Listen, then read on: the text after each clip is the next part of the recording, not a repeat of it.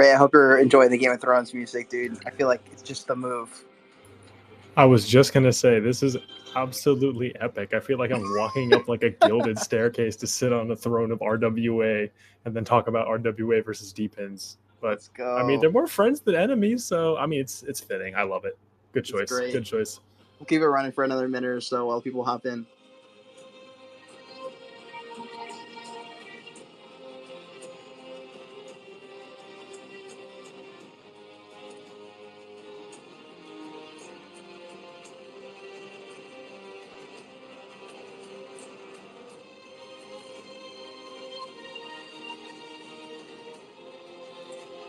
You guys talking about our clickbait title today? It's going to be epic, epic showdown.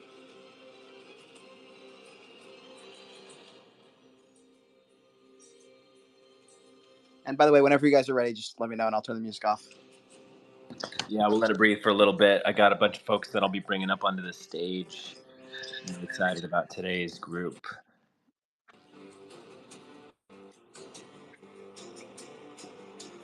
Guys, if you haven't already, please retweet the space for us. We got like 10 or 12 people in here right now. A couple of retweets so far. Just hit the retweet button for us. Get the conversation out there.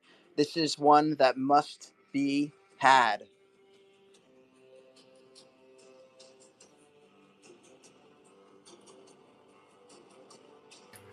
It's going to be a great one. I know we got some fantastic people coming through today. I'm just sending out the some of the speaker invites, get everybody up here on stage. It's going to be an epic conversation, honestly. I mean, this is the crossover episode we need to ensure that we're bringing blockchain to the masses. I mean, for those of you who may have heard my story before, I've been telling my father-in-law about Bitcoin for like 7 years. And he's like, oh, he's into this weird internet scam. And then eventually he realized it wasn't a scam. And it was like, oh, he's into this weird nerd internet money thing that's probably not going anywhere. And it's only with RWAs and DePINs that we got him over the line. He's finally beginning to understand. So super stoked to have this conversation, super stoked to kind of break this open and show how this can translate the concepts to real people in the real world, not just make it a nebulous, esoteric monetary theory concept, which I personally think is really interesting. And I know a lot of you do too, but it doesn't make it for the everyman. And that makes all the difference, right? So stoked to get into it here momentarily. We're going to let it breathe for a minute and start bringing some more folk on stage. Just sent Vinay and Travis, sent you both your invites. Keep an eye out for those. Get you guys up here on the stage here momentarily.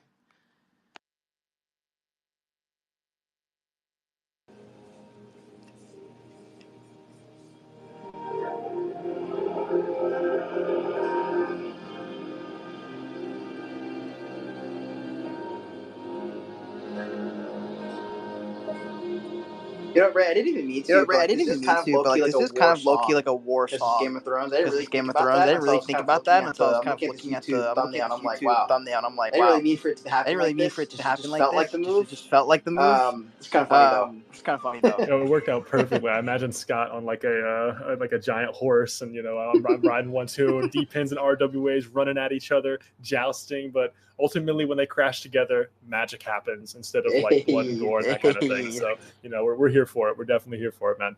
So awesome. Looks like we got the majority of people. Yeah, looks like everyone's up on stage. Fantastic. Well, GM, GA, GE, whatever other acronyms that we need to have floating around to say hello to you beautiful people. It is so good to be here today. I am Ray Buckton. I'm the head of research at RWA World. I'm joined by my co-host, Tyler Sherwin. He's behind the RWA World account. And we are here on Wolf Web 3, as we are every Thursday, 2 p.m. EDT, 11 a.m. Pacific. And we're about to have a fantastic conversation. We always bring together the best minds, the best builders in the realm of tokenized assets and beyond, to talk about what's happening, because ultimately we can have write-ups, we can have theories, we can have theses, but at the end of the day, talking to the builders who are building out front is what makes all the difference. It what turns the theory into reality, and that changes everything. So super stoked to be here, and we have some amazing people on stage. Tyler, I believe I'm going to pass it over to you to pass the torch around for some intros so everyone who's listening can get to know the amazing voices that we have on the panel today. Yeah, thanks, Ray. So before we get kicked off, my name is Tyler Sherman. I'm the co-founder of RWA World. We run the largest database of real-world asset projects, and we've categorized over 400 of them. Super excited to be here with Wolf, as we are every Thursday. We do this every week, every Thursday, 2 p.m. Eastern. So you're going to want to make sure you come here again next week. We have a space dedicated to RWAs every single week. And this week, I'm excited to talk about a topic that's kind of relevant to real-world assets. And sometimes I've seen people get them confused. I've also seen people pretend like there's this antagonistic attitude towards DePINs versus RWAs, or maybe it's just a lack of awareness or knowledge. So we're going to set it straight today. We're going to learn about DePINs a little bit, see how real world assets are relevant and related, kind of take it at like a 101 level. We'll sort of just start with a high level and get to know this topic pretty well. Got a great group of speakers here who are experts in both real world assets as well as DePIN. And so we're going to start it off here with some introductions. I'm just going to go on the speaker stage from my left to my right. What we're going to do is we're going to say, what's your name, what you do, and then your cup of tea. Do you prefer RWAs or DePIN? Don't worry, we'll get into defining these things later on in the space, but just for fun, tell us which direction do you lean in? Either you're building in RWAs and you like those, or you're building in DePINs, you like those. It's kind of tough. If you had to pick a favorite child, would it be DePIN or would it be RWA? So we'll start from left to right. We'll go with Vinay. Welcome. Hey, how's it going? Vinay here. I run Materium. I was the project manager for the Ethereum launch in 2015. And I have worked in DePIN type things since before Bitcoin. It's a project on decentralized physical infrastructure way back at the beginning of time. Solar lights in Pakistan, energy economics, all the rest of this kind of stuff. So for me, when I started working on RWAs, it was explicitly with DePIN as an objective. Love that. Love that. I'm super excited to get into DePINs as a way to incentivize activity. Super exciting stuff. Okay, cool. RWA Builders, I believe that's Travis. Hello. Welcome. Welcome. Hey, guys. So I'm Travis. I'm behind the account. And of course, with my very obvious acronym of RWA, I would say that I would be in the camp of RWA, although definitely believe the DePIN and RWA coexist very well together. So what I do real quickly is I showcase the builders behind the top RWA projects and also provide advisory services to some of the up and coming projects in this space. As we know, it's early for all of us, but exciting. The main thing that I'm doing these days for media perspective is I have a podcast called The Real World Asset Show, and we have about 12 episodes in the can now, and those are live on rwa.builders. Awesome. And I'm going to say this about all of our speakers here. Be sure you give them a follow. Travis, in particular, does great work at RWA Builders. The educational content is phenomenal.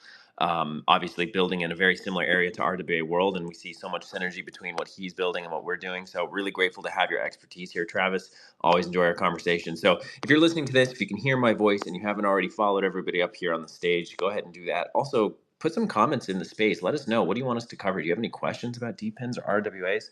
We'll get to those about halfway through. Next on my speaker stage, I got William. What's up, man? Hey man, what's up? Yeah, sorry about that earlier. I had to step down. My app was freaking out. But yeah, my name's William. I work with Scott up here at DePIN Daily, essentially just creating content, trying to spread awareness around DePINs, but also RWAs.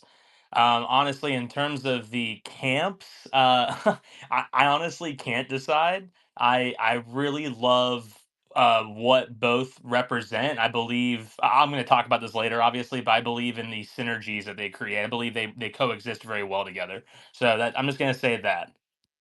Nice. I knew there would be a cop out at some point, and it's okay, William. We love you. You can do Telling that. me I'm copping out. Come on, man. It's fine. It's good. Look, I'm setting it up, right? I'm clearly baiting people here a little bit. I think you all kind of know my view. There's a ton of synergy between these two acronyms, and crypto's all about acronyms, right? That's kind of how it is. So thank you for being here, William. Always glad to have you. John, what's up, man? Hey everybody, yeah, glad to join. This is John. I am an investor and advisor in Uranium Digital. We've been working on it for about 2 years to tokenize a real-world asset commodity of uranium to bring a spot market to a marketplace that has never had a spot market in the uranium market, in the traditional commodities. So solving a real problem. And I lean more towards RWAs, but I'm keen to learn more about DePIN because I have heard a lot about the intersection, and also just think stuff like infrastructure in general being decentralized is a good idea for a multitude of reasons across the spectrum. Yeah, I'm looking forward to getting into it, John. Thank you for being here. And of course, a man who probably doesn't need much of an intro to many of our friends here, Scott. What's up, man? Welcome. Hey, what's up, Tyler? What's up, Ray? What's up, Kate? It's good to be here. Good to be here with so many legends. I'm Scott, the DePIN RWA growth lead at Peak Network slash EOT Labs. Run DePIN Is it me daily. or is Scott's mic not working? I think it's you, John. Go ahead and drop Yeah, it works off, for us. and then come back on, and I'll let you right back on. Scott's speaking, and then you should be good. It's a known X bug. Cool. Thanks, bud. Good. I was like, I'm talking to Oblivion. Run DePIN daily with William. And if you don't know about Peak, it's a layer one blockchain dedicated to building DePIN and the economy of things. We transform machines, robots, vehicles, pretty much everyday connected device. That was me. I wanted to let John up, and Tyler beat me to the punch. Scott, I'm so sorry, bro. I owe you a drink next time I'll see Scott's you. down No, bad, you're bro. good. I'm No, so you're sorry. good. No, man, I'm really good with this spiel now. So like, not a star can fall out the sky and it won't stop my peak pitch. We turn uh, machines, robots, vehicles, all these different devices into something interesting, right? Dynamic, real world applications. And then obviously we integrate the blockchain tech into these everyday devices, obviously enhancing their utility and everyone's favorite economic value. And for us, the goal is to create compatibility, composability between machines, and then powering community-owned infrastructure, whether that be mobility, energy, connectivity, environment, all the way to agriculture. And just some background on Peak, we just got accepted in the MasterCard startup program. We're partnered with some great companies such as Airbus, Audi, Continental for their mobility data, and then Bosch to do our sensors. And we just hit 500K devices on the Peak network. So really excited about that. And I actually have kind of a cop out answer too. So everyone knows I started in RWA and I work in DePIN, but really what gets me motivated, and Tyler and Ray know this, obviously William, is real world applications, right? It's the best of both worlds. You got the DePIN on the infra, and then you got the RWA is the actual asset, whether that be a solar panel, whether it be a windmill, whether it be a tokenized fleet of Teslas. All these things are possible on Peak. So that's what gets me excited. I love DePIN to death. But I think the future is going to be, these dynamic real world assets. Think about even, your washing machine washing at the best possible times because it has an AI agent in it and, it's a real world asset. So, yeah, I'm really excited about real world applications. Yeah, man, Scott, you're starting to preview exactly the stuff we're going to be getting into. I'm so glad you're here. You got that expertise on both sides of the aisle, and I couldn't agree more. Real world applications, that's the direction we want to head. So thanks so much for being here, brother. Let's go to the next speaker here, introductions, and we'll get started here. Edwin, welcome. Tell us what you do and what's your camp that you belong to? Yes, of course. That was funny. Scott got blocked twice on speaking, but he managed to get through. He got me excited about what he's doing. So thanks for that. Well, my name is Edwin. I'm the CEO and co-founder of Ricken. We're a plug and play solution for the tokenization of RWA, but specifically financial instruments, equity, and debt. We have tokenized over 200 million in 14 different countries, growing as we speak. We were in the 2020 when people used to talk about security token offerings. So that was a horrible world. And then somebody came and said, oh, yeah, let's call that everything under RWA. So we jumped right into the mechanic. And basically now everybody's excited about RWA. So without a single doubt, I'm an absolute maxi on a real world asset. But yeah, learning as we go on the DePIN infrastructure, obviously seeing what is the great work, like he was saying, with the dynamic applications, been reading a lot about that, but exciting how we can merge everything into just one big dynamic ecosystem where everything just flows with tech. Welcome, Edwin. Glad you're here. I think we've tried to get you on a couple of times in the past. So I'm glad you're able to make it work out. Really looking forward to learning more about Bricken. So yeah, RWA space makes a lot of sense for what you're doing. So thank you for being here. Next on the speaker stage to my right is Adam. Welcome, Adam. Same question for you. Yeah, hello everybody. My name's Adam Mazzuchetti. I'm the CEO and founder of Quora, and we provide insurance protection over tokenized real-world assets through our safe, easy, and secure platform. I've chatted with Ray on another platform, and yeah, I just really enjoy sort of talking about it. I mean, obviously, I lean towards RWAs because we insure the certificates, but I do see the use case of DePIN even to the point where we're looking to sort of pivot some of our platform or our infrastructure onto DePIN purely for scalability, the decentralization, but also the cost effectiveness of it. So yeah, I'm excited for this conversation and love sharing the stage with really intelligent people.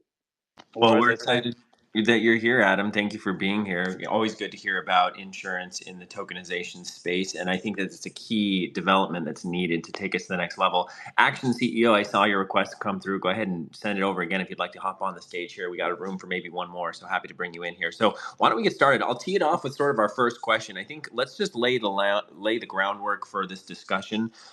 We all kind of are pretty familiar with RWAs. We do this space every single week on real world assets. We take a pretty broad definition. You know, it's anything that derives its value from outside the blockchain that gets a digital twin or representation of the ownership of that asset on chain. And obviously there's a whole bunch of different things that can fit into RWAs. But I think it'd be really helpful for our audience if somebody here on the stage could give us a very concise definition of DePIN.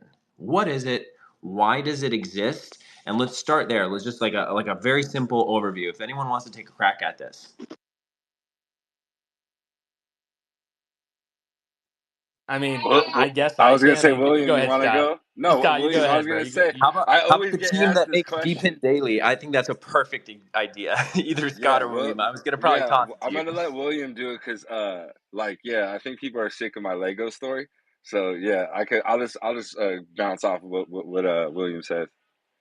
All right, cool, man. I guess I'll take the reins here. So the simplest way I can describe DPIN, the one liner I use all the time is monetizing the data that you give away for free on a daily basis. And what I mean by that is there are certain things taken from you via your internet, via your cell phone, like just little minute bits of data that are taken from you, with kind of without your knowledge. It's kind of under the hood, right? But obviously, we all consent to it by using these applications and these websites and buying these phones and whatnot. Google and Apple primarily taking a lot of this data and selling it to advertisers and interested parties and whatnot. But with DPIN, with blockchain, really, we can now use blockchain, use DePIN technology to essentially allow end users to collect this data, incentivize them to collect this data willingly and sell it for profit. Sell it for revenue. And so that can range anywhere from mapping data to noise pollution data, which obviously I talk about Silencio a ton. If you follow my page, that's the simplest way I can really explain it without getting too technical. I like it. Scott, would you want to add anything to that?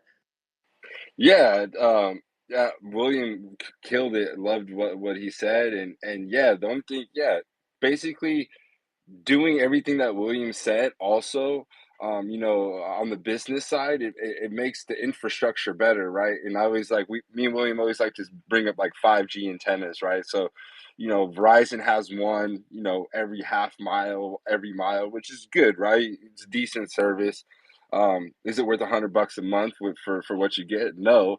But think about now, William has a tower in between. And when I mean this, these are little mini infrastructure 5G antennas, right? So Ray has one now, William has one, Edwin, RWA Builder team has one, John has one up. Maybe John got one for his aunt. We all now think of how much better that network for X, whatever telecommunications company this is, how much that infrastructure service, capex, opex is going to be better for that company. So you're going to see these like kind of hybrids too. And you saw some people kind of making fun of let's stop calling all this stuff DePIN because it's really centralized physical infrastructure network. I think there's room for both, right?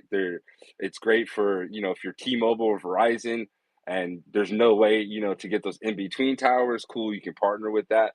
But then what William said, on somebody like Silencio, you're doing it in a very decentralized way, whether it's the storage of the data, all the way up, to you measuring it yourself. So I think there's going to be room for both.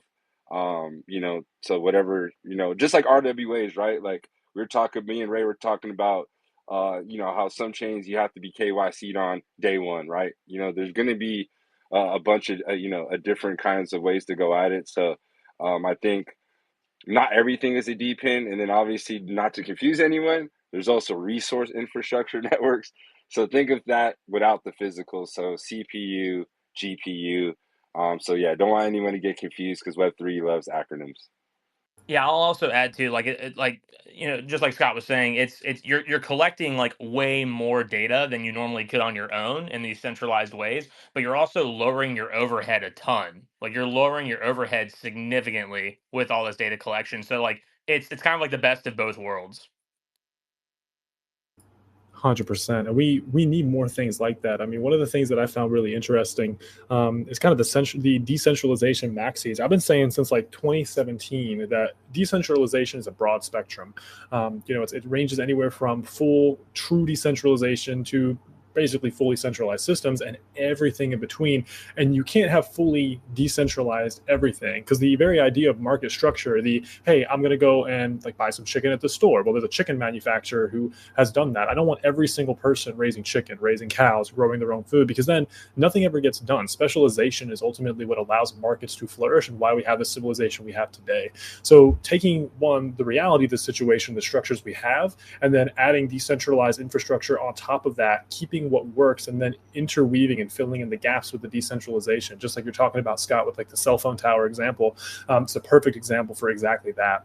And just to piggyback a little bit off of it, working at RWA World as the head of research and then seeing all the evolutions happening here, I've kind of seen a really great development in terms of kind of thinking about RWAs as more of the financialization of a lot of these concepts, right? When we think RWAs, we think tokenized bonds, we think tokenized financial products. Even with commodities, generally, we're talking about market structure. With collectibles, we're talking about bringing them and making markets for them. So it's very financialized, whereas DePIN is really in the weeds in terms of the actual physical stuff. It's actually the name, decentralized physical infrastructure networks. And so those physical items are really important to give that tether to the real world. And so they're very complementary in that way. You need market structures to scale things up, but you also need physical things in order to have any kind of market structure to begin with, because without real things, well, it all becomes really abstract. So curious how you guys are thinking about that. I'm gonna pass that to anyone in the audience here, to kind of continue with the definitions here. Would you agree with my thesis? Would you disagree? Where are these lines and where do they begin to blur?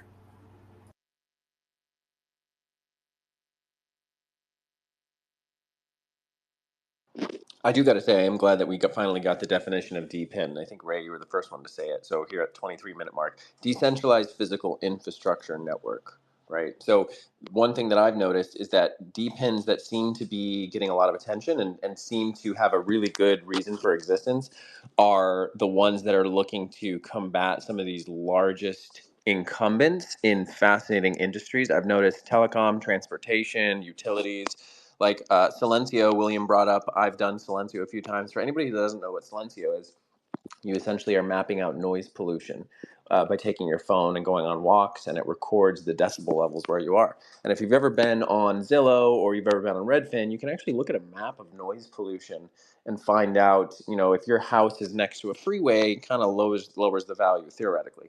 And so Silencio is hoping to eventually monetize this information that their network is collecting. And for anyone who's having trouble understanding why DePIN exists, is it's sort of like a bottoms up data collection where you can participate in the data collection. And why would you want to participate? Well, you have a potential upside to benefit from.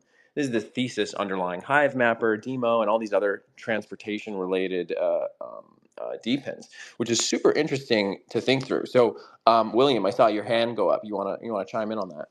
I was just gonna say, yeah, I know you map Silencio, Tyler, because you're one of my referrals. But you don't do it enough. I was gonna say, so you really need to up those numbers, buddy. Yeah, I was gonna You're say, are you slacking watching off. me? I've taken a little hiatus, brother. I'm too busy building my business. It's hard to get out Just there just go and take a walk and start mapping, bro. Come on.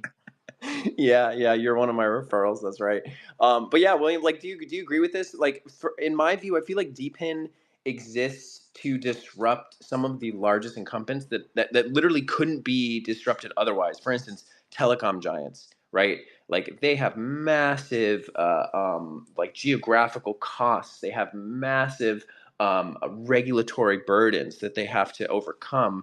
With DePINs and stuff, it's trying to kind of bring that value instead of hyper centralized in the corporate structures, is trying to bring it to the people that are actually building the network. Well, no, 100%, 100%, Tyler. Like that's the thing with DePIN is, like I said, it drastically it gives you the same, if not better, product that these centralized entities are providing you, but with drastically lowered overhead. So the cost of using that service or that product becomes way less. So, for instance, I was using Teleport in Consensus. That's basically a DePIN Uber, teleport.xyz. Essentially, it's a decentralized Uber. And what that means is that there's very, very little overhead. There's not a centralized company running it, or there won't be in the future. I believe it's heavily centralized right now, but once it's more broad, like once the protocol expands, it'll become much more decentralized.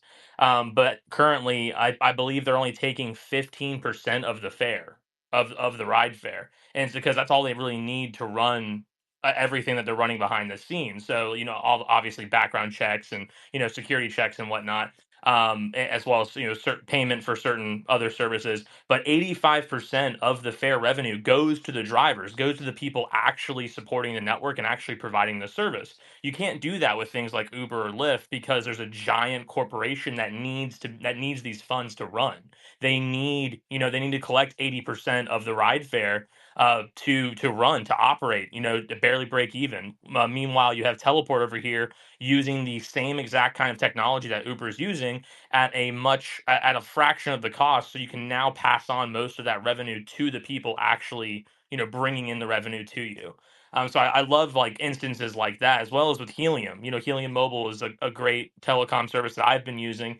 They obviously they piggyback off of T-Mobile towers currently, but the future of something like Helium is that you have a ton of people putting a cell phone tower in their house, or putting something akin to a cell phone tower in their house. Those people that provide their internet for cellular coverage get rewarded.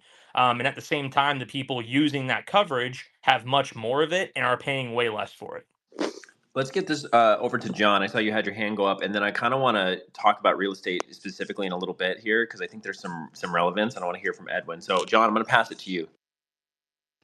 Yeah, I just wanted to say, the really interesting overlap for me is in things like Helium Network, where, you have a physical node, a piece of hardware, and then you also have an on-chain signature for it. And I don't know exactly how it's set up, but that is like my favorite and I think purest example of like the combination of tokenizing physical real world assets and also creating a, DePIN, not to be redundant, but network where you're able to actually provide some of this stuff. And for the record, in what is it, Chris Dixon's new book, Read, Write, Own, it's very clear in saying how many other failures there have been in trying to kickstart a cellular network.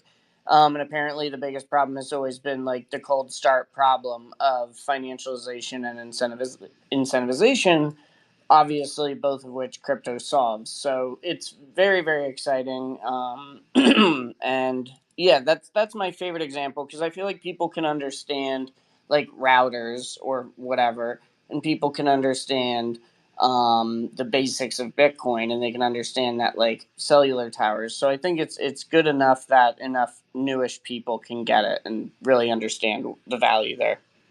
Yeah, I think for me, when I've tried to explain DePIN to people, I was talking about like Google Maps, for example, and how sometimes it's not updated. And so you might see an image on Google Maps that's like really old. And then there's ways that you can actually get more real-time information from people who are actually mapping out the places. I want to get this over to Edwin in a little bit, but I just saw Scott, you put up your hand. Go ahead. Oh no, I love what John just said, because the most excited about EOT, and if that's confusing anyone, you know what IoT is, Internet of Things. EOT is the economy of things, where these devices can interact with smart contracts and with each other without, human interference. And what John got me excited about is there's already 16.7 billion IoT devices connected, right? I don't have to go back to quote unquote Web 2 and go onboard my mom. I could do what John said. I could be like, yo, mom, you know that smart washing machine you got?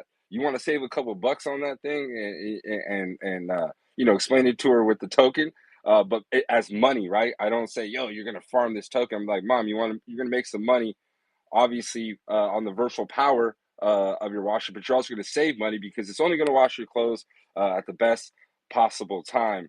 And then the other thing that sticks out to me is by 2030, there'll be 30 billion IoT devices connected. So my favorite thing, we talked about this, Ray, is hiding the wires, right? And Tyler, we've talked for hours about this. Like a mullet, business up front, party in the back. Nobody in RWA and DPIN, we don't have to bring it up. We could just go, yo, you measure noise pollution on your Apple iPhone and you're going to get paid. Like, I don't have to say anything else. Like I used to have to do an NFTs, DeFi, music onboarding.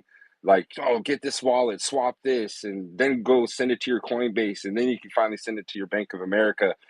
Some rappers would be like, bro, I don't even like Cash App, and now I don't have to say that. I go, yo, download this app, do this, and you get this. You didn't bring up blockchain one time. And then finally, when it's time to get their token, you can bring it up. Remember that money that you were earning? Let me show you how to get it off. And I feel like onboarding this way, or whatever you want to call this, it's been so much easier than trying to explain every step of the way. 110%. I love how you phrase it with like whatever you want to quote, whatever you want to call it. Because realistically, when you're talking about onboarding, really is evangelizing to people and saying, hey, I need you in this thing. I need you in this thing. And that's where a lot of the pushback can happen, where it's like, hey, why do you need me in this thing? Like, what's if, like, that is kind of where the idea that Bitcoin's a Ponzi scheme even started. It's not, but ultimately, if you're evangelizing that hard to people, they kind of get a little off put. I can already hear the naysayers, though. I mean, the example you gave, Scott, is like, yeah, you just use your laundry, use your washing machine, and you get paid for it. It's like the naysayers who are diehard against it are like, is this money laundering? Because it involves laundry and money. I'm not sure I trust that. I can already hear it happening. But I'm super curious. You always get a joke in, Ray. I love that. Every week you find a way to make a good point. Dude, I mean, I am a dad at heart, dude. I've been ripping dad jokes before I even had kids. Like it was meant to be, man. And it's happened. You're gonna have to send me to the penitentiary. All right, I'm gonna go to jail if I legit make too many of these. But I'm really curious. I'm really curious. Look at him go. Look at him go. If I get on a roll, I get on a serious roll, dude. I am curious though.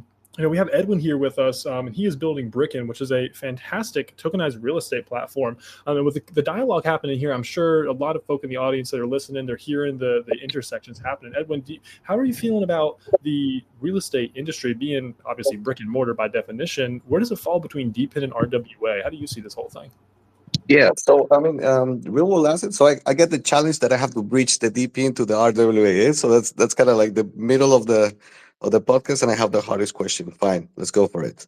So RWA, again, it's everything that's intangible or tangible, such as real estate, stock, money, treasury bills, art, commodities. So it's like hard assets, or even ones that don't have a body, such as equity and debt, and then you bring them on chain. So you put the digital representation into the blockchain, so you tokenize it for everything that is good on it, such as capital formation, distribution, ownership, fractionalization.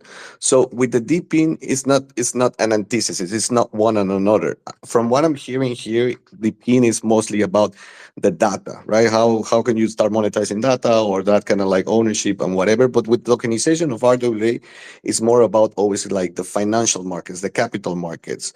So for example, so to speak here, if we were to put a tokenized real estate, so a company will go and shoot debt because they want to build a new building and whatever, so they shoot €1 million into the market. They can tokenize that debt, and then they will get all these retail investors or whatever format they want to go. But that's kind of like the tokenization of that RWA. And then suddenly in that building, they could put like that T-Mobile antenna who's running the Helium network or whatever. And then you can put the DePIN infrastructure. They're not just one or the other. It's just that the use case is completely different, but one can be the building block of another. Or let's put another example.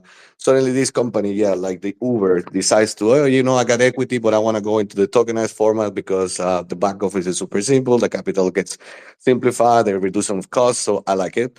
So maybe that Uber decides to run the equity tokenization of itself, but then run a whole deep in infrastructure with all the caps and data flows on whatever. So that's kind of like, it's not a versus. It's more like they can coexist or they can just exist completely separately. And that's what I just wanted to bring here. Edwin, bringing it home, man. Yes. Well done, man. That's like exactly kind of what we're getting at here. It's like different ways of recording ownership, different ways of incentivizing people, different use cases. I think we're getting towards that thesis Scott talked about, real world applications. Travis, I saw your hand up.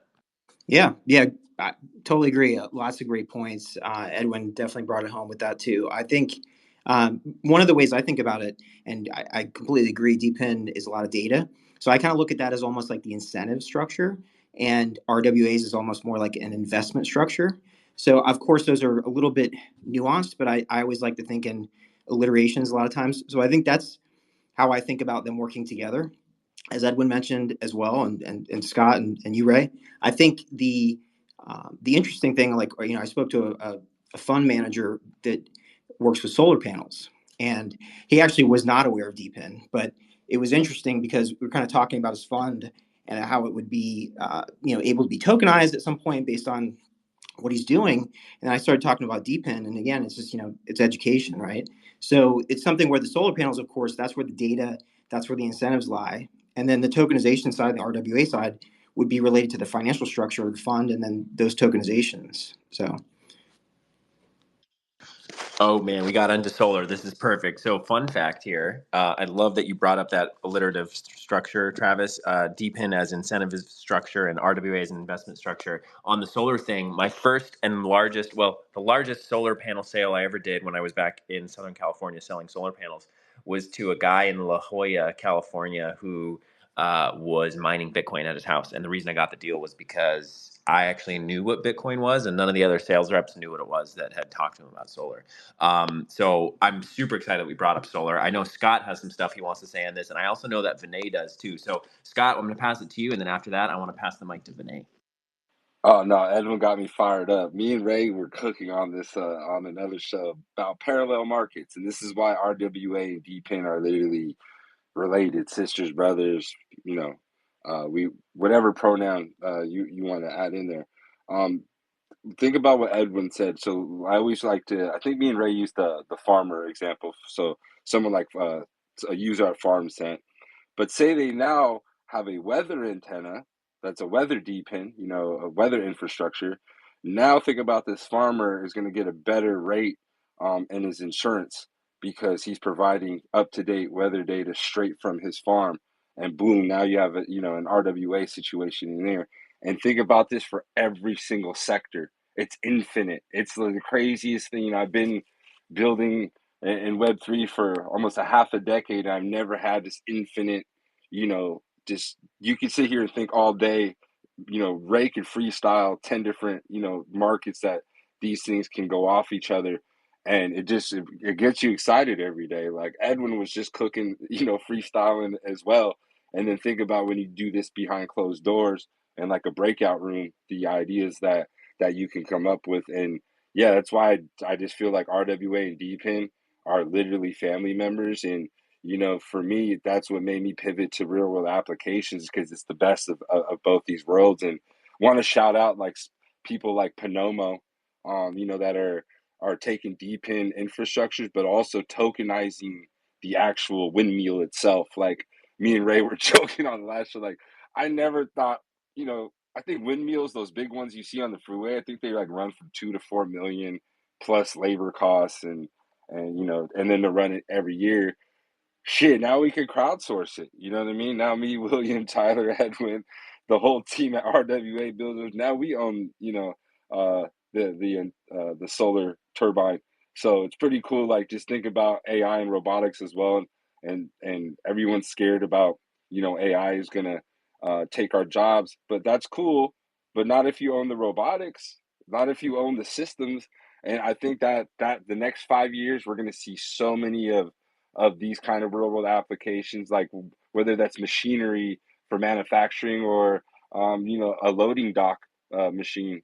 I think we got to think bigger than meme coins and the meta to meta. But I think blockchain, RWAs, and AI is going to be the next huge phase in owning these type of machines. Oh man, that gets me so hyped. And this kind of gets to something I've heard Vinay talk about a lot, which is moving to a more ownership and equity based society versus a debt based society. So Vinay, I know you want to talk about energy here a little bit. We talked about solar panels. Tell us, what are your thoughts here on DePIN, RWA, and then the solar and energy grid?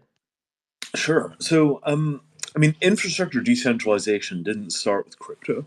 I used to be at an energy policy think tank called Rocky Mountain Institute around 2002, 2003. And there is a book that they created that I helped work on called Smallest Profitable. And Smallest Profitable is 400 pages of dense economics, basically showing all of the reasons why building energy systems with one solar panel at a time is better than building energy systems one coal plant or one nuclear plant at a time. There are a whole bunch of economic benefits that come from building large systems out of many, many, many, many, many small modules. Like, if the technology changes halfway through the build out, you can buy the new modules. But if you're halfway through building a coal plant or a nuclear plant and the technology changes, you're stuck with the half that you built already, and you kind of have to finish the job or scrap it. So I think that kind of mindset, the reason we haven't seen a more efficient rollout of rooftop solar, the reason we haven't seen more of this process of decentralizing the grids a piece at a time, is largely because of the accounting problems. If you want to do another project that I worked on is a company called Akvo. And Akvo does software for monitoring water and sanitation projects in Africa. And they've got maps that they did in 2016, which are hundreds of thousands of wells scattered across multiple countries, and you can see for every well what charity built it, what technology it uses, whether it's currently being maintained, does it currently work, and all of these things. Like, if you're going to do water and sanitation for hundreds of thousands of people that live in villages, you're going to wind up with tens of thousands of installations. All of these technologies, you have industrial age infrastructure, which is like a single monolithic power grid powered by huge factories. Post-industrial infrastructure, modern infrastructure isn't like that, right? It's mesh networks, it's solar panels, it's village-scale water provision. You don't need a huge sewage plant. You've got things like composting toilets. So all of these areas for capital efficiency, for the savings you get from not running a grid out to the villages, all the rest of this kind of stuff. Like, all of the fundamental economics drive the infrastructure in that direction. And then DePIN is just the efficient way of moving the money and the data around as we follow the natural curve of the technology towards this distributed infrastructure future. And that is such an important thing. Just to underline what you're saying here, Vinay, and to kind of bring a real world example, is the U.S. shale revolution. I mean, the United States was running out of oil. We had the 1973 oil embargo crisis, and then throughout the 80s, 90s, slowly ran out of fossil fuel. All of a sudden, everyone was like, hey, we need to start building these huge, highly expensive, highly complicated liquid natural gas refineries on the coast of Texas, like the most advanced technology in the world. Huge facilities. And then as soon as they were done, like the minute they were done, boom, shale revolution. So now we have these giant liquid natural gas facilities that are useful and very, very powerful and cool, and they're still being utilized, but they're not the energy independence play that we were expecting. It's totally changed the game. So there's definitely power and economies of scale. And I would imagine, if I had to wager, that these smaller scale operations, likely because of the numbers, just the quantity of them and how they're reasonably repeatable, it makes me wonder about the insurance scape there. Ultimately, insuring a huge LNG facility, I'd imagine, is an entirely different animal than we're talking about insuring a small solar farm with a couple, dozen panels, let's say. And we have someone, the perfect person to ask this question to. Adam, what do you think of all this? I mean, we're seeing huge structural shifts in terms of the insurance landscape.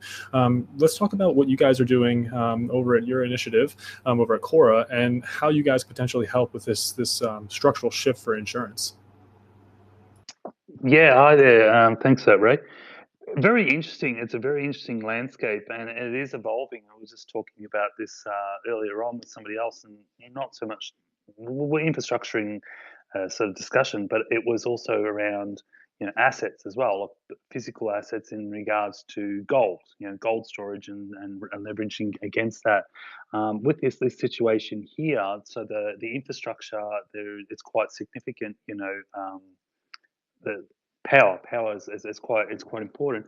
But our focus and our interest anyway is around the insuring of these digital assets, them coming onto, and what does that look like? When those assets come on there, those certificates come on there, that we're making sure those certificates are safe for the users that are into that space, because it's like you bridge them across and coming into this space. Normally they don't know any different, and it's like Tyler used the example, the solar panels, that he liked you because you knew about Bitcoin, right? So there's a lot of people that understand this or don't understand this, and so you can bring him into this space. It's like, okay, I'm not familiar with this. All I know about is it's a bit of a scam. It's a bit of this. It's a bit of that. It's a bit of a lot of foreignness. But then when you start to reiterate the financial implications of what this can actually do, and Scott, you've talked a lot about it. Edwin, Travis, everybody sort of, and even Vinay brought in. There's a lot of use case to that. But what is the missing point is, how do we make sure they feel safe in holding their hand on that journey through? And that's really our concentration point in that. But in saying that, ensuring these assets, so if we have those physical assets on digital, that's fine, but the physical assets need to still have that insurance wrap over them, as well as underpinning to the digital asset as well.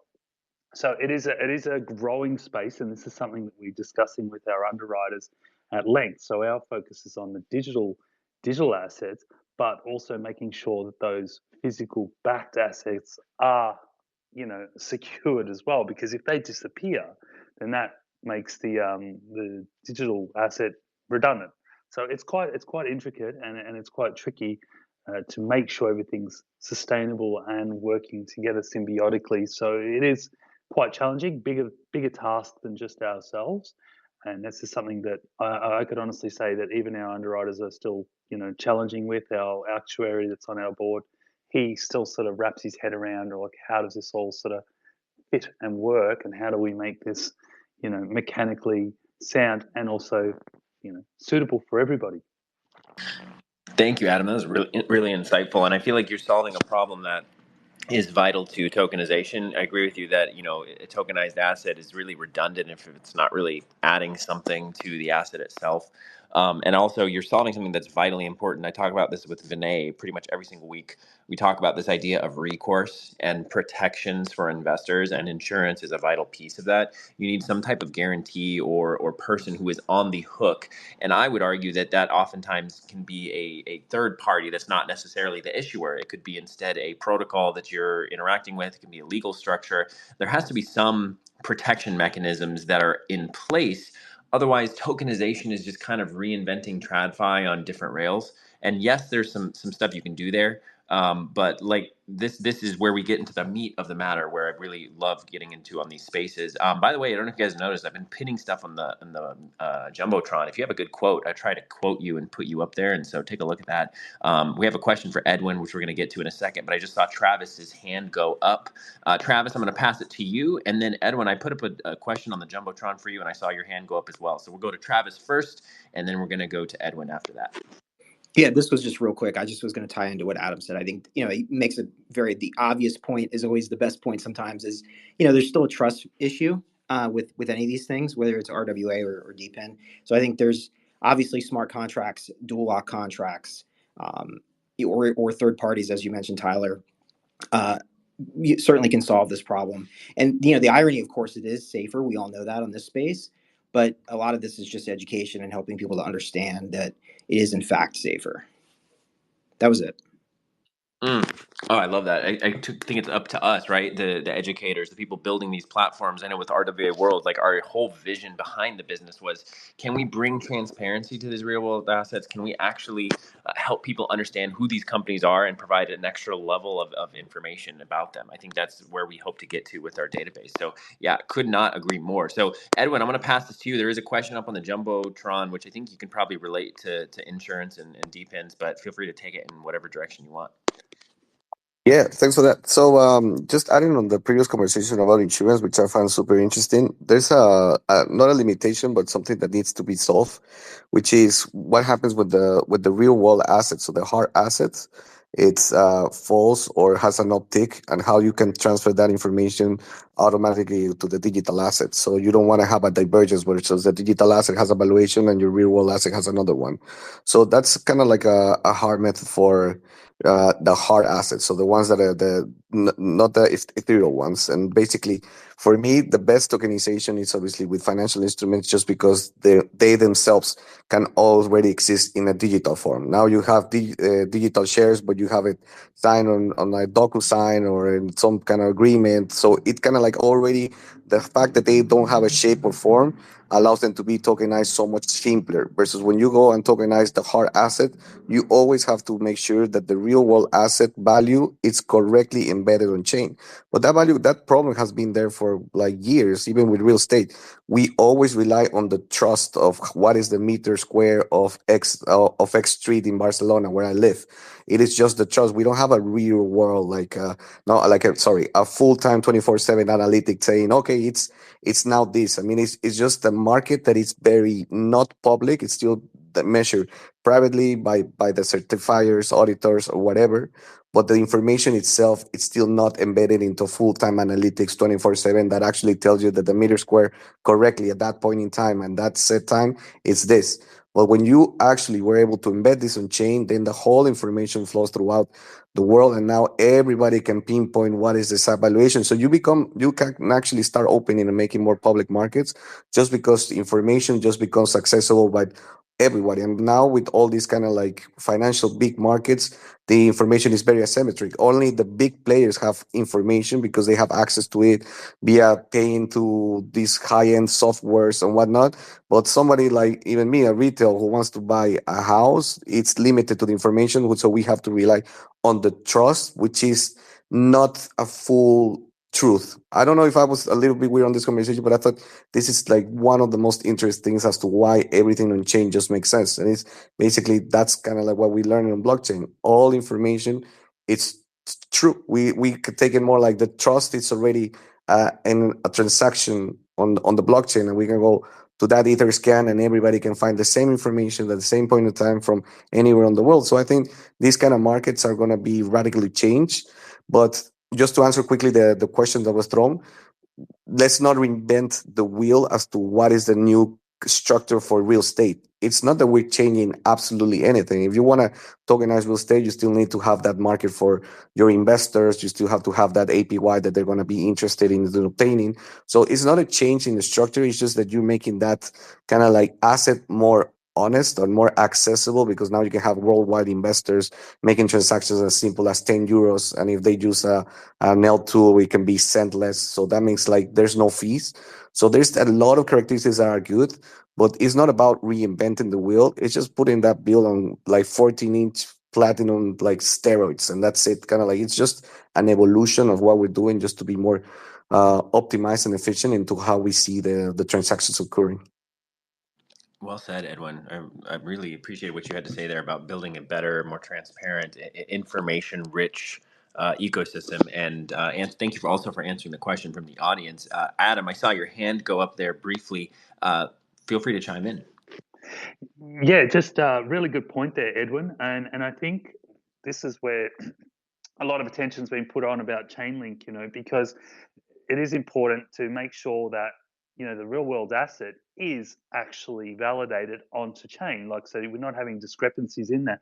And this is a big issue that we face, obviously, from insurers' point of view. Is, wait a minute, is the asset exactly what it's saying in the real world? So is it gone up, is it gone down? And this is problem. So it's, we were having this discussion, the insurable loss amount, does it fluctuate? Do we say, let's use the example of a Bored Ape, right? It's there. It's not a real world asset, but it's an NFT, but it's down 95% of its valuation. And so, you've got these sort of short fluctuations in between. So with physical real world assets that we are seeking to capture, and I think capturing that stuff, like in Australia, we have I think it's called RP data, and the data is quite transparent on the valuations and the real time sort of valuations within relative price medians, that you can get that's quite publicly accessible. And then you want a bit more detail as far as the ownership, who the titles office and stuff, so you could easily access that stuff. And it was a little bit more mundane 20 years ago, but the technology's really moved through into that stage. Reg tech, or sort of real estate technology, prop tech. It's really improved a lot here. That makes that accessible. And we're looking at other properties around, places around the world to doing that. But then again, putting that on chain and making sure that those oracles are keeping everything aligned and associated too. Because if I've bought, a tokenized, real estate, I bought a fractional share of something, of a gold blue chip property, right? And all of a sudden, the valuations increase, and I want to offload that on. Well, I need to make sure that's relative, and it's the same thing.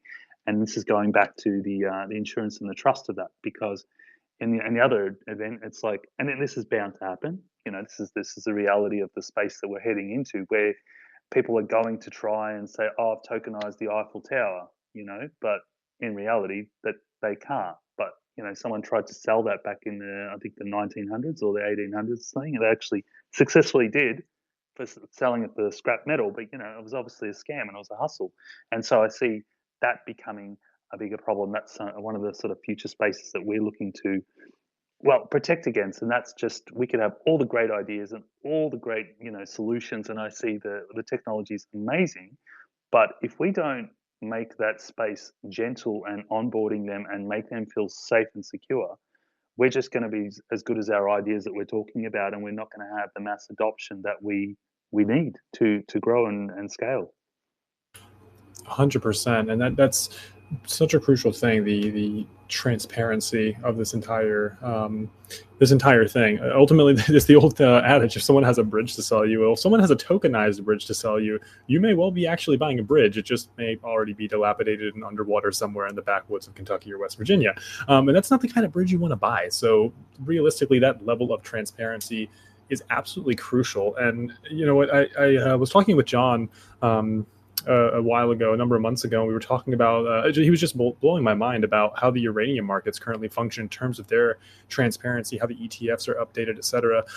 John, really briefly, could you just touch on how that functions? Because I was blown away at the lack of transparency in terms of the pricing mechanisms and how you guys are accelerating, one of the world's most crucial energy commodities is going to be necessary for the energy transition, especially if we're going to be using huge data centers and then for these AI large language models. Can you touch on that just very briefly in terms of how transparency is working in the uranium market and how you guys are bringing that towards the forefront with what you're doing at U308? Yeah, absolutely. So basically, the uranium market has always consisted of just counterparty transactions with specific terms to each transaction. So miners would produce, they would be contracted with the refiners, and then the refiners would be contracted with the consumers. So like nuclear power plants or U.S. Navy for their submarines or whatever.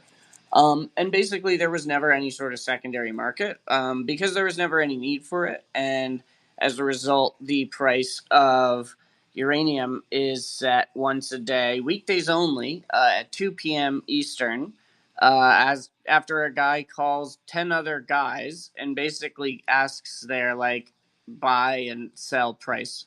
And so he basically makes the market out of 12 individuals who he talks to on the phone like it's the 1900s, and they do that. So it's crazy. And so basically, it was something that we have a team that's very experienced in blockchain and very experienced in the commodities markets. Our founder was previously at a commodities hedge fund. And so we were like, this is a really simple solution. And if we can get everybody to coordinate around using this token as a proxy for the spot price of uranium, we can basically cold start a spot commodities digital assets market. And as a result of that, we can then generate price data through a price feed once we have enough volume to create the derivatives that people need in the commodities space. If they already have exposure, they can offset it by shorting. They can build insurance contracts. They can build better pricing models. It's a really, really basic solution. One token is £1, and it's going to be coming out very, very soon with the revamp. So very excited to have you guys give me the opportunity to speak a little bit about it. Thank you for coming to my TED Talk. Yeah, no, John, this is so great. The level of archaic, old-fashioned stuff involved with the uranium market, which is supposed to be super cutting edge. When you started educating me about this, I was really blown away by it. So I'm really excited about what U308 is doing. We're going to start wrapping up here in a little bit. I saw Travis, you put your hand up, and then I'm going to pass it to Vinay in a little bit. So Travis, I'll pass it to you. Thanks. No, I love just noodling on the trust, the truth thing. I know Mike Cagney from Figure Markets. I always love his. He was the first I ever heard like kind of use the simplicity of the quote, but just converting trust to truth is really what we're all trying to do. And essentially, of course, is just disseminating the central players into smaller bits and pieces, like we talked about, kind of like the DePIN idea, as well as putting things on chain, in some cases through incentives as well as investments, for tokenization. So I think that I'm super psyched about as these things develop. We're seeing a lot of things, just like you said, with the uranium, taking a market that didn't exist and you're completely having to trust. You're creating a market, but you're also creating a truth factor. So I think that's really where there's like the double whammy win there. I love a double whammy. Well said, Travis. Everyone's got these good like sound bites and stuff, and I just appreciate that a lot. So I want to get this over to Vinay, by the way, because we've been talking a lot about verifying ownership. We've been talking a lot about recourse, and I can't help but think of the Materium platform. And I was kind of wondering, Vinay, if like you see Materium playing a role in the DePIN future as well as the RWA future, of course, which I know is what we've mostly talked about with you in the past. Yeah. So, I mean, all this theme that we keep coming around to here of how do we get the data? How do we verify? How do we get the data? How do we verify? When we started Materium in 2017, it was explicitly to figure out this question: how do you get an accurate description of the thing on chain, and then the ability to transfer the legal ownership of the thing? The three questions, right? Question one, what is this thing? Question two, who owns this thing? Question three, what happens if something goes wrong? So the way that we approach this is that what we have is basically certifiers, warranty providers, underwriters, insurers. There's lots of different ways of representing it. But somebody has to basically put money on the table to say, this is a 1 kilogram gold bar that would be delivered under the following circumstances. This is whatever it is, a kilogram of uranium ore of the following, specification. This is a 300-watt solar panel with the following sets of connectors and the following power performance curve in different conditions. This is how long it'll last. If you have to go and verify that stuff for yourself for every single thing that you're doing, it's impractical because you're not going to fly to the other side of the world to tape measure and measure this stuff. So what has to go on chain is basically an oracle's statement about what something is, and if we discover at some point that oracle got it wrong, they have to be able to pay financial compensation. And what you wind up with in that is something that's very much like an equilibrium that you would get on staking. But for it to be efficient, it has to be fractional reserve. So if we've got 1 million solar panels in the field, you cannot keep 1 million solar panels worth of cash in a bucket just in case the documentation on that solar panel isn't quite accurate. Right? What you have to do is you have to make an insurance-style estimation. How much is the error rate on the data about these solar panels, and how much money do we have to keep in a bucket to be able to cover that?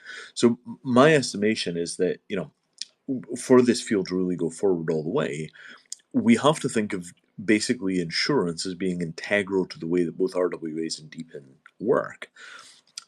Because without that insurance factor, I mean, it's like Visa cards, right? Visa works because you pay for something, and if it goes wrong, you can always do a Visa chargeback. You need something like that mechanism to protect people on the blockchain, and that's doubly true in things like RWA and especially in DePIN. And this is the stuff that Materium's really kind of specialized in. If anybody wants to come talk to us about hey, how can we get some legal protections underneath these uranium markets? This is the kind of stuff we can do. It's really the beginning of a new infrastructure paradigm, really. I mean, we're talking about just a new way of thinking about things, which have all been solved for previously by centralized intermediaries who've been rent seeking for a very long time. And the potential to disrupt this with new alternative systems that empower the users, I think that's the theme of this conversation today. And if I could try to bring it home in that way, I feel like Scott's comment around real world applications, thinking through incentive structures versus investment structures here. Ultimately, blockchains are an experiment in aligning incentives towards more personal freedom and sovereignty. At least that's why I'm here, to be building RWA World. And I hope that that's one of the main reasons why many of you are here. And I can't thank you all enough for taking your time out of your day to be here and share your expertise. I don't know if you noticed the time, but this has literally been over an hour. How did that go by so quickly? I think it had something to do with how great of the speakers are that are on this stage. Ray, how are you feeling, man? This was like a fantastic discussion. We got to do it again. Man, I'm feeling absolutely jazzed, super, super stoked. And this is just proof that there are so many synergies between DePINs and RWAs. I love how Scott says, this industry loves our acronyms so much, but ultimately the definitions are important. And I think we very clearly define the overlap and the interrelation between these two subsets of our burgeoning industry. McKinsey just came out with a report. I don't know if you guys saw, that tokenized assets will be around $2 trillion conservatively by 2030. So anywhere between 2 trillion or 15 trillion, anywhere in between, that's massive regardless. So I want to thank everyone who's listening, everyone who came out today on the speaker panel. If you're listening and you haven't given everyone on stage a follow, they dedicated their time and have poured knowledge into everyone, just as knowledge has been poured into them before. So please definitely give them a follow, support what they're doing. And with that, I'd love to pass it around the room to everyone and just tell us what you're working on, where we can find you. And yeah, that will close us out. So let me go ahead and pass it to Vinay first. Let us know what you're working on and where we can find you. Sure. So we are finishing up the Ethereum Germany token sale. Tokens begin to go into wallets on the 4th of July.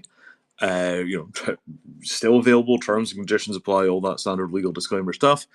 Not available in the US or UK. So that has me very, very, very busy. And then that's going to be it. We're going to start seeing tokens go into wallets, and that will be in the next phase. Fantastic. And it's hard to overstate how excited I am for the things that Materium is doing for the codification and the standardization of tokenized assets. That's something that ultimately is beyond crucial. So just shout out to what Vinay is building over there at Materium. Just fantastic and amazing stuff. And so next, I will pass it to William. William, where can we find you, brother? And what are you working on? You can find me here on Twitter, or you can follow my page, obviously, or you can find me at DePIN Daily on that page. I'll be posting content on there quite frequently in the coming future, here in the coming weeks. Just lots of developments happening. Just working on more videos, man. Working on threads and videos, just trying to entertain and educate, my man. Edutainment is the way to do it. Laughter leads to listening, and that is definitely something I try to do with my dad jokes. It seems to work pretty well. So, hey, maybe we'll get a couple laughs, get some tokenized asset evangelists in the room, and ultimately, that's what moves the needle for folks, so we love it. And of course, adjacent, Scott, you need no introduction, my brother, but of course, by the way, I want to say, if you say DePIN 3 times, Scott will appear. That is something that happens. We verified it when we were in Austin at Consensus together. That did happen. I turned around, boom. There he was, the man himself. So, Scott, my brother, what are you working on, man? And where can we find you? Oh, man, I appreciate you, Ray. Appreciate you, Tyler. Appreciate you, Kate and the Wolf fam. Yeah, man, William, catch us on DePIN Daily. Would love anyone who's intrigued by what we talked about today. You can go to peak.network, and that's peak with a Q. Where we're focused on enabling fractional ownership and the governance of these RWAs via the blockchain, and come target some of these industries that can benefit from these solutions. Me and Ray talked about this on the space last week. Whether you're a garbage man, whether you're in your renewable energy, your time is now. Like the next set of founders aren't going to look like the set of founders from 2017 and 2021. This is going to be a whole new class. So again, like whether your thing is garbage and you can do voluntary recycle credits to what John and everybody's doing with uranium at his team, and yeah, liquidity and access, baby. Let's get it.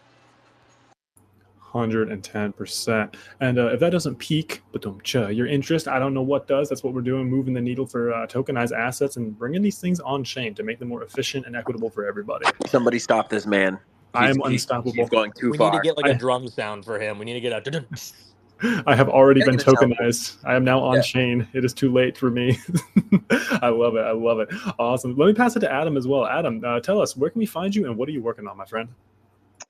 Yeah, you can find me at Quora.io, but I am on Twitter and also on Telegram. And right now, our main focus is on just helping extending the community by this, strengthening the security that we're providing.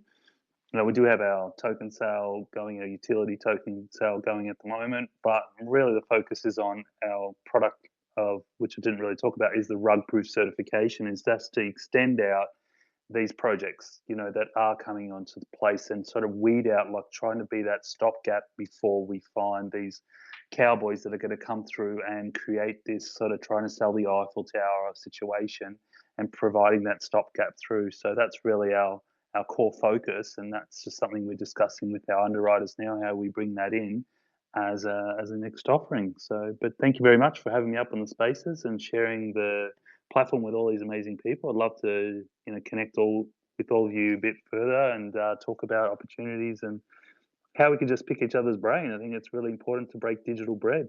It's really special. Yeah, before Ray takes the next handoff, I wanted to say, if you're not already DMing and connecting with the speakers here on stage, be sure you do that. We try to create this space not only for our audience to get to know you, but also so that our speakers can network together, because we're always trying to bring together the smartest minds in RWA. So yes, everyone, please do make sure you connect offline as well. A lot of amazing things can happen. So many business opportunities that come from these spaces every week. Oh, absolutely. And while the word synergy floats around a lot in various financial institutions and large banks, I don't think many of the middle managers that use the word synergy can define it. But we definitely can here on the RWA/DePIN conversation space here on the panel, because that's what's happening here live and in real time. Synergistic conversations where the networking ultimately builds to opportunities to help to scale this beautiful burgeoning space that we're all building in. So super fantastic stuff. Adam, thank you so much for coming today. We'd love to have you back here in the near future. And next, I am going to pass it to Edwin. Edwin, tell us, how are you doing and where can we find you and what are you working on, my friend? Yeah, thank you very much for that. It's been a pleasure joining this space. Actually, learn a lot about the DePIN. So on my end, everyone wants to learn more about Bricken.com. Super simple. Then next news, we just got accepted in the European Union regulatory sandbox for the testing of fund structures. So on our end, we're about to start targeting more institutional players to try to bring more liquidity into the market and the tokenized assets. So we're very much looking forward as to the learning experience of sitting with the EU regulators as to how they see capital some vehicles, some more institutional vehicles, such as I don't know, sorry. Such as fund managements and some asset portfolios that we believe that on chain they can be better managed. So yeah, I mean, just we're always trying to innovate in the space and push ourselves to the limit, because obviously it's super exciting to be building in the space where every day is just some amazing news happening. So thank you very much for everything. I'm looking forward to connecting with our fellow speakers. Edwin, I can't believe you're in a regulatory sandbox environment in the EU. Why can't we have that in the US? Like, how come none of our tokenization initiatives get invited to these fun, helpful, safe, and friendly sandbox environments where regulators meet with you in good faith? That must be nice. Yeah, well, just adding to that, we enter the sandbox alongside Coinbase for the same reason. The arm of tokenization enter with us just because in the EU they cannot test these structures because the sandbox environment is still not feasible. But just a heads up, the UK just released a statement that they might do a combined effort between UK and USA for a sandbox, just to see, because they're very much aligned in various laws. So they're saying, okay, we haven't done one yet. Why don't we combine efforts? So yeah, I'm very much looking forward to that initiative. Oh, that's super cool. You know, Ray actually posted a video a while back on some of the sandboxes in the foreign jurisdictions, and I'd love to revisit that topic with what you're talking about here, Edwin. So let's connect offline about that. I would love to learn more about that, and maybe we can include that in our newsletter. So yeah, thank you so much for being here. Gary Gensler has entered the chat. No, I would love to see something like that. We absolutely need a sandbox that isn't, a federal prison here in the United States. Would love to have something like that. So next, I want to pass it to Travis. Travis, how are you doing, man? Let us know, where can we find you and what are you working on? Appreciate it. This was an awesome space. The incentives and the synergy, as you mentioned, are huge. So obviously I've been synergizing with both you, Ray, and Tyler in the RWA space. So I'm focused on getting the word out, particularly on builders in the real world asset show. So the podcast is, if you're a builder in the space and you want to be focused, I'm going to have the RWA World Crew on there soon. So we've been chatting about that. We're just lining up a time. So stay tuned for that. But again, just your network's your net worth. So we're here, we're talking RWAs and DePIN, and we're going to bring everything on chain. So really enjoyed myself. Thanks, guys. Well, thank you so much for being here, and absolutely want to echo that. If you're a founder or builder in a space, definitely circle up with RWA Builders and Travis here. They got a fantastic podcast and series going on. Definitely want to chat with him. So with that, wait, hang on. I think someone's glowing in the back. Oh, snap. Yep, that's John. What's up, John? I didn't forget about you, man. I just had to make a glowing uranium joke going on. So where can we find you? What are you working on, my brother? Yeah, sure. So I'm working on digitized tokenized uranium, digital tokenized uranium, but also doing a bunch of investing, advising in the RWA space. Also hosting the Pudgy Penguins themed RWA Illuminati Twitter spaces. We had ours at 9 a.m. this morning. They are 9 a.m. Thursdays. I also do interviews. So if anybody on the panel would like to get their message out, and is a builder or leader or investor in the space, I'd love to have you on for the one-on-one interview. So on here on Twitter or X or whatever you want to call it, _J Reynolds 999, and feel free to DM. 110%. This has been such a phenomenal space. I want to thank everyone again for coming out and just sharing your expertise and sharing the stage with us today.